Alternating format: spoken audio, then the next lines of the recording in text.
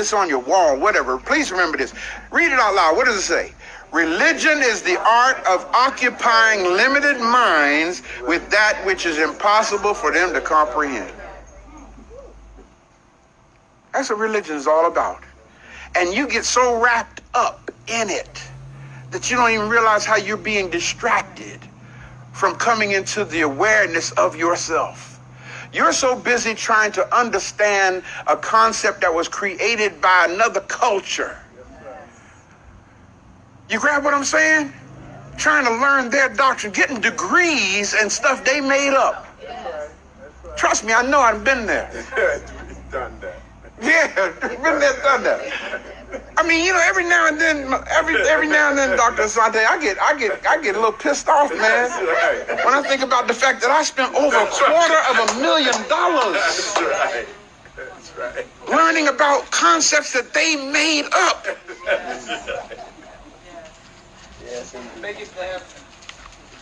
How is it that we have succeeded in persuading reasonable thinking people that the thing most impossible to understand is the most essential for them?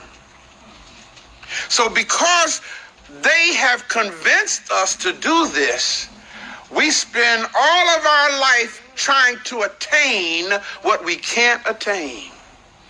And one of the reasons why we can't attain it is because we have ignored that which is innately natural in us. You don't have to go search for God. One of the most craziest statements you can make is, child, I found the Lord today. I found the Lord. Think about that. Like he was really lost. I found the Lord. You were born. You were born. That's right. Teach, brother Ray. You were born divinely complete. Absolutely. When you came out of your mother's womb, That's right. you were the manifestation of the Spirit of God when you came out of your mother's womb. You don't have to go ask and seek for nothing. Just grow. I mean, look at it this way. How would it look for a baby to be born and nothing but a torso comes out? And if that torso is good, a head will pop out. Poof. After about another 3 weeks or so, if that baby, you know, is pretty good, a right leg pops out. Poop. Then a left leg later. Poop. Then an arm and fingers and all this stuff, and then a nose and eyes. Doesn't happen like that. When that baby's born, it has everything it needs. The only thing it has to do is develop. And that's the same way it is with you spiritually when it comes to your relationship with the Creator. Yeah, man. You see, it's because we were frightened. See, that's what religion does to you. It scares the hell out of you. That's right. That's what religion is all about. That's right. People are afraid to go to hell. That's right. Fear. They don't want to be lost. That's right. How many of y'all have ever heard of the Panade Indians? Okay, let me tell you about it. In South America, no, it was here in Colorado, I believe it was, back in, I think, 1976. Wasn't that long ago? Now, mind you, I said 1976. Don't quote me on that. I may be a little off. Okay, but I'm trying to get you to understand. I'm not talking something that happened in 1400s, 1500s. I'm talking about something that happened a few decades ago. Okay? Roman Catholic, the Christian missionaries tried to go and evangelize the Panade Indian tribe. Okay? And in fact, write this down. The book is God Against the Indians. Okay, you can Google it and pull it up and see it for yourself. God Against the Indians. And what happened is they went to win these Indians to Christ. Okay? And they couldn't do it. You know why they couldn't do it? Because there was no word in the vocabulary of the Panade Indians for sin.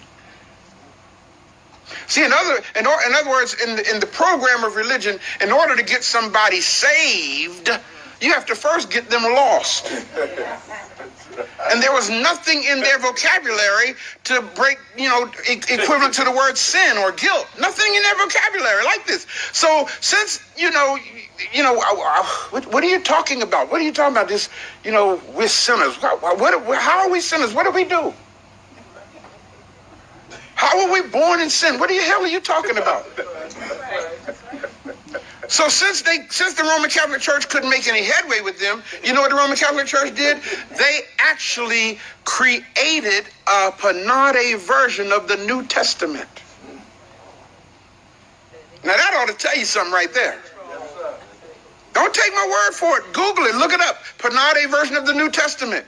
Okay, the Roman Catholic Church actually, and what they did in this version of the Bible, their version of the New Testament, there's no Judas to betray Jesus. Okay, there's no Pontius Pilate. Okay, and there's no 30 pieces of that. None of that happened in this version. In fact, what it says in this version is the Panade killed Jesus. They laid him on the ground and nailed his hands into the wood. The man died like that.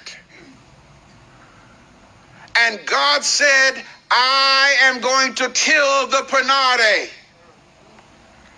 God says, I will roast the Panade in the big fire. That's what their version says. And it says, one lady came running, I don't want to roast in big fire. I don't want to roast in big fire. I accept Jesus. I accept Jesus. And that's how the Roman Catholic Church evangelized the Panade Indians. Wow. Don't take my word for it, family. Read it for yourself. You can Google it with your smartphone right now.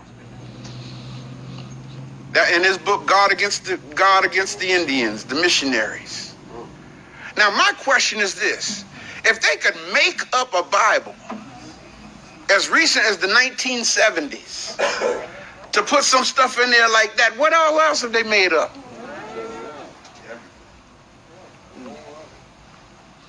See, religion frightens us. Okay? It's because when people are kept in fear, they cease to think. It's because we have been trained to distrust our reasoning faculties. Now, it's deep how, again, what they did is they used everybody say this. He who controls the printed page. He who controls the printed page. Controls the thinking of the age. Controls the thinking of the age. All they have to do is write something, put it in a book, and then tell you this came from God, and they got you. They had me.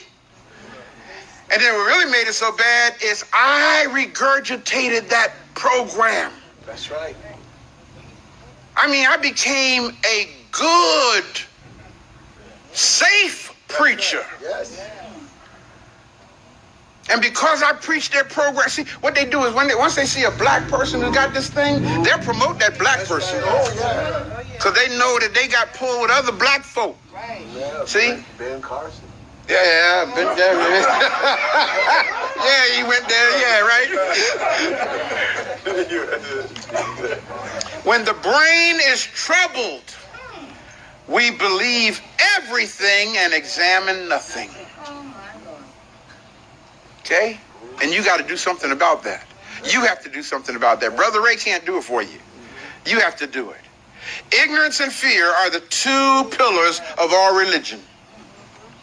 The uncertainty pertaining to a person's relationship with God. And see, that's the thing. You never know that it's all right.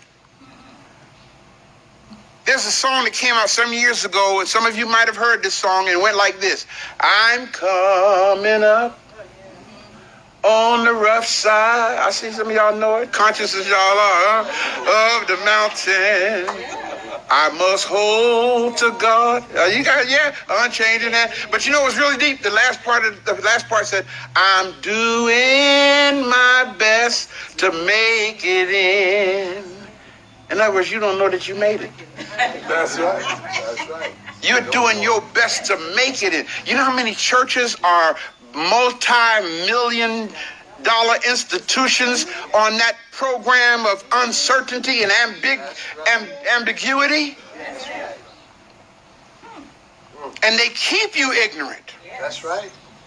Because if they keep you ignorant, it keeps you dependent upon them. So you have to understand, those who really want to keep you enslaved don't ever intend for you to learn the truth. That's right. That's right.